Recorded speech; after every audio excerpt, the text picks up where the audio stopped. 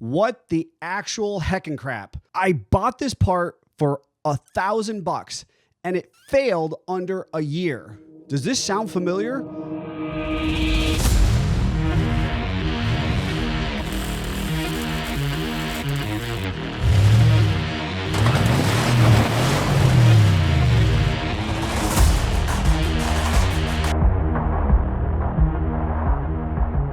I am particularly fired up about this one because I really try to take the stance of quality part utilization. And as a lifelong enthusiast of the Jeep and off-road community, I have seen the rise and fall of tons of aftermarket product manufacturers. And that could be from lights to bumpers to suspension to axles to armor, the whole shooting match. So what is going on in like the last 5 years, and without exactly needling on everybody, this post-COVID era of manufacturing? What is this issue where we feel like we're buying the best possible parts available to us and we're experiencing massive failures, breakdowns, or rust issues unlike we have ever seen before? Now, this particular video is going to be from my personal experience in the professional realm. A lot of you have watched my videos and you understand that we are actually a full-scale professional build shop, servicing customers from the West Coast to the East Coast, the North to the South. We only touch Jeeps. Our reputation was built on trying to offer the best quality product at a friendly or affordable price point, but ultimately, we have experienced a rash of disappointing failures amongst some of our best aftermarket providers. So what is going on here? Is this a quality control issue? Are manufacturers cutting corners? Is there still this lack of human power to check and build things? Or are we just expecting too much as Jeep owners and kind of just a society in general? It's kind of a perplexing issue because, quite frankly, it's one that has me pretty darn upset because I kind of can't see the direct link or causation from one to the other. The peculiar piece is, as a integrity-based professional business, we are seeing a saturated influx of warranty, or what feels like should be warrantable related component failures on some of our highest quality manufactured parts. And don't worry, I'm going to be producing the names of some of those businesses. There's some of them that I respect and I think very highly of, and we use some of their products. And there's some that I'll never touch again, but you're going to have to hold in there for that. But in this past year, we've had weird radiator failures. We've had bumpers that flaked and sheeted their coating, the paint, the powder coat, and it just kind of came off in massive flakes. And we have seen other component related failures where it just feels like products were either rushed to market via how they were made or even how they were originally conceptualized and then, put out for the general consumer. I make these accusations and some assumptions based on my experience where we go out and partner with aftermarket manufacturers and visit and tour their facilities where we get to actually talk and experience hand-on how they manufacture their parts. Now, this has given me a broad range of experience and kind of validity in our process. Lots of people can read all the information that is available on the different manufacturers' websites, and they can jump on to whatever forum or social page they like and ask opinions. But when we're actually able to go to the manufacturer's location, tour their facility, talk to their people, and look through their information that is available, it makes for a very compelling argument when we're choosing the brands that we represent. Now, that is important to note, but we're an independent dealer of virtually all brands. That means we don't have a house brand that we have to sell, i.e., if you make junk, I'm not going to sell it, because then it becomes a reflection of both of us, you as the manufacturer, me as the installer, and the consumer who trusts us to help facilitate the build of their Jeep is then going, well, why did you let me put this part on? Now, budget is always something to be considered. There is something to be said about the premium brands are not always the best, and they're not always the best option for you based on your budget. With that said, one of those tours that I got to take years ago was one of my favorite bumper manufacturers out of Eastern Pennsylvania, made right here in the good old US of A. It was a company called Hyline Offroad. And realistically, Hyline Offroad was the subsidiary of a larger manufacturer who made some different parts for the industrial markets. And at some point in time, 10, 15 years ago, they had gotten the wise idea that they were going to get a Jeep and build some parts for it. What they did that was unique at that time was they applied the manufacturing process that made them special within their industrial market to the Jeep market. Now, unfortunately, that multi-step approach to building off-road parts proved to not be financially successful, as we have, as a society, turned to the Amazons and the Walmarts and the kind of what we would call the race to the bottom budget type of accessory market that we've experienced in the last 5 years. And by the end of 2024, Q1 of 2025, Hyline closed their doors forever and is no longer a relevant aftermarket bumper and accessory provider. I share that example because they offered a high quality control related product at a what I would call an upper middle class price point. It wasn't cheap, but it definitely wasn't road armor expensive, and arguably they were forced to shut their doors. Now, I will mention, I think there is always some responsibility of the manufacturer to maintain their passion and their relevancy within the market, and so by no means was it a consumer only related recession of their business model. It takes two to tango, and so we wish them the best of luck in whatever their future endeavors are.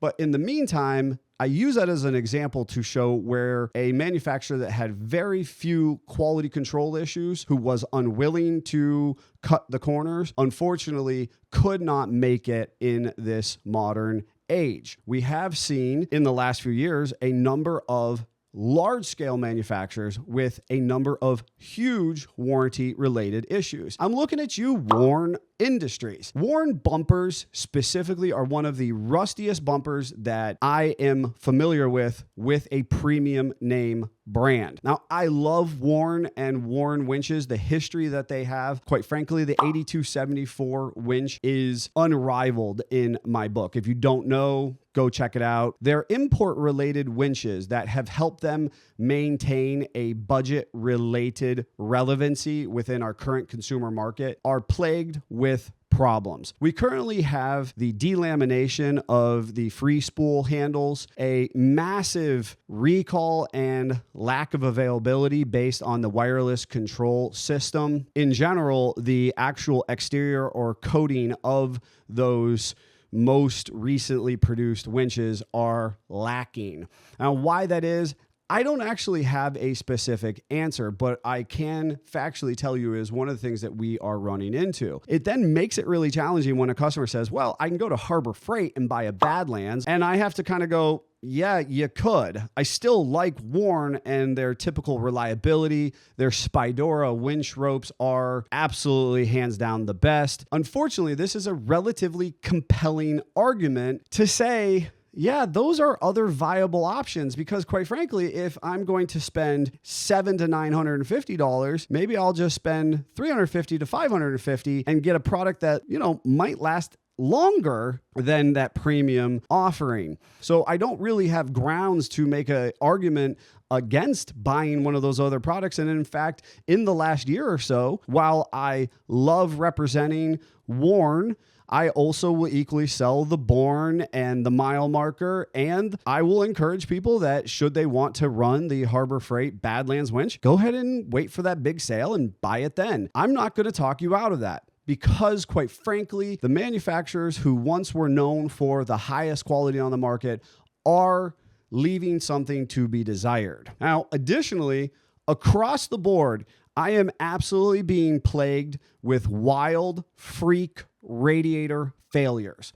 Now, it has been our practice for about 15 years to offer, to the best of our ability, full aluminum radiators. Now, typically when you are purchasing a fully aluminum, high quality aftermarket radiator, it is meant to be a solid unit, unlike plastic tanks and mild steel and aluminum cores and a multi-part process that you might get from a standard AutoZone Advanced O'Reilly's type replacement product. Now, what we are seeing across the board is a peculiar failure where the cores are leaking at where they are to be adhered into the tanks. We have personally and specifically been affected by several leading radiator cooling technology companies to the point that it is mind-boggling and so incredibly frustrating. And it's not just frustrating for us at a personal business integrity piece, but additionally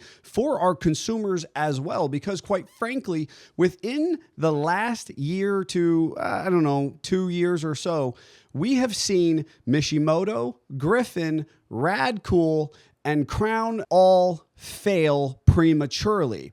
Now, they've all failed in different capacities, and so it's not something that we can say is this or that, but more specifically, something within the quality control nature of those products as well. Specifically, when it comes to some of the radiator failures, the Mishimoto and the Griffin that we've personally experienced, where we made the recommendation to our customers to utilize this part, and as a best case scenario, it has this implied warranty from the manufacturer. Our intention is to then, satisfy that warranty process. But when it comes to that cooperative relationship between consumer and business and manufacturer, who then foots the bill for a manufacturer defect? The manufacturer, through their advertised material, typically says, hey, lifetime or limited lifetime for manufacturer defects. But what we have learned the hard way is the arduous process of documentation, of back and forth with the manufacturer as far as reaching their customer service, and ultimately providing either proof or physically shipping the unit back to them becomes cost prohibitive to the warranty process. Meaning, how long does that Jeep sit kind of idle while we're playing back and forth with the manufacturer to get their approval? And in a number of situations, specifically with Mishimoto or Griffin, the argument is we have to ship that product direct back to manufacturer until we can be issued some type of credit or exchange product. When it comes to Crown, we specifically experienced failure of the heater core components, which is different than a radiator itself, but part of the crimp application of the tubes that enter and exit the heater core were just simply insufficiently done from the factory. There's kind of nothing we can do about that. And we are going to be unaware of it until that heater core goes through a couple heat cycles. Now, in that specific instance, the manufacturer, Crown, was very accommodating and willing to work with us and do a QC check of their batch of heater cores, to which they listed as a defect, pulling those from the manufacturers. But how many other people or how many other units were affected prior to that product being pulled? It's an imperfect process. We experienced a customer bringing us a failed Radcool radiator, not one that we installed, but came in as a service opportunity. and realistically, the same type of failures we're seeing from other manufacturers. So to say that they're an identical is not particularly fair, but they are similar. Why are we experiencing this across the industry is peculiar and mind-boggling, because there was a time where within a matter of confidence, we could spend $500, $600, $800 on a piece of the cooling system, and you would reasonably never have to replace it again, which would be my hope for you and for us.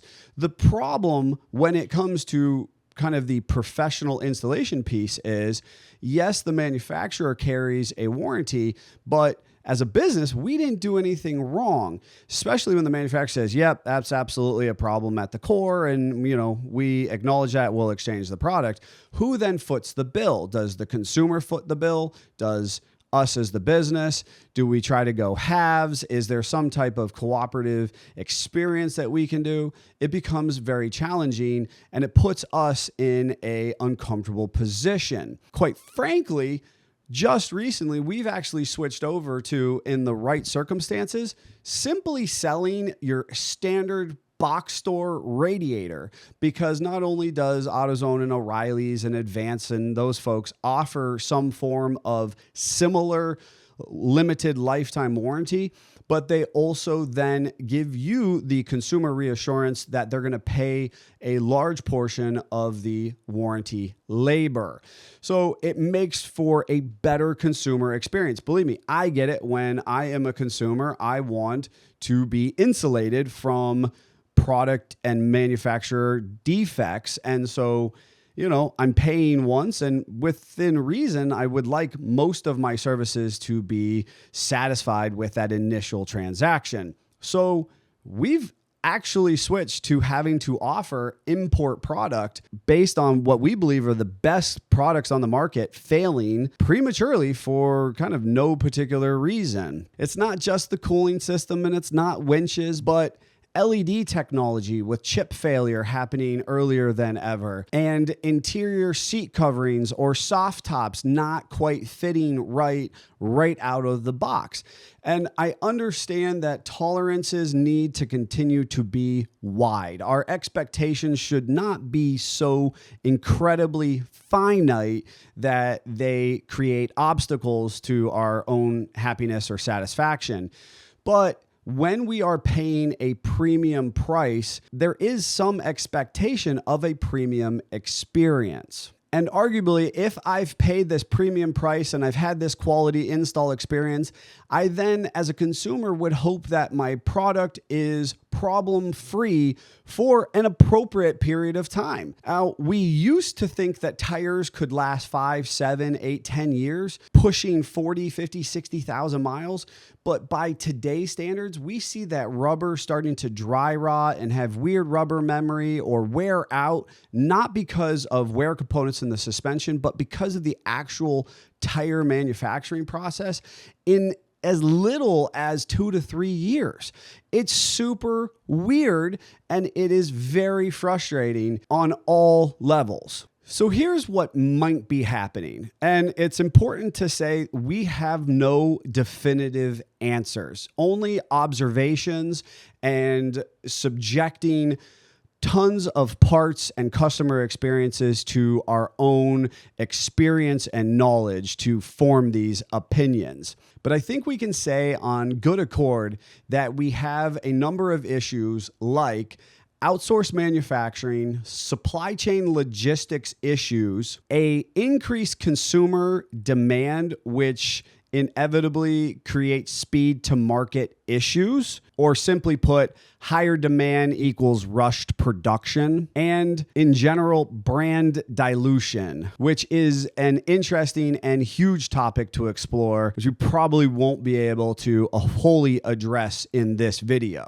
We've all been hearing about supply chain issues since the pandemic of 2020. Now, whether or not you want to address that specific situation as the root cause of this, I do think it is worthwhile mentioning that ultimately at that period of time or shortly thereafter, we started to run into massive supply chain breakdown.